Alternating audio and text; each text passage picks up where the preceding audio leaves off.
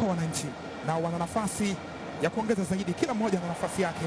Cheza mpira kwa kisigino, kazi nzuri kutoka Pacome Zouzoua.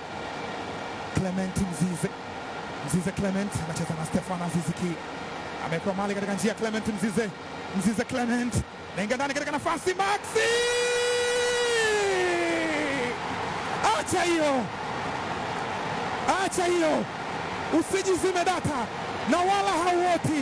Hii sio ndoto, huu ni ukweli mtupu.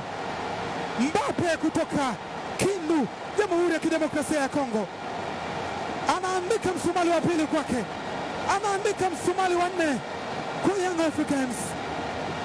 Hii sio ndoto, huu ni ukweli kabisa. Leo ni tarehe 5 Jumapili katika dimba la Benjamin Mkapa. Tabu lele ra. Hivi ni kweli? Ndio, hivi ni kweli. Lakini rangi yenye maana zaidi kwa sasa ni njano na kijani, ndio rangi ambayo ina furaha kwa wakati huu. Kiliachwa kisigino na Pacome Zouzoua, pasi ambayo alazimisha Clement Mzize, alimweka chini kuta Yeriko, bado akatengewa tena na Stefano Aziz Ki, alimforce na kumkokota Mohamed Hussein, anatapi ni mpira. Mbappe wa Kongo, bao la 4 kwa Yanga, bao la 7 kwa Max, lakini bao la pili kwa Max kwenye mchezo huu.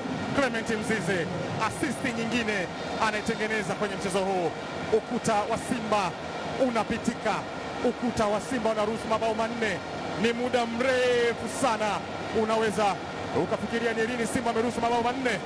Yanga wanamnyanyua rais wao Engineer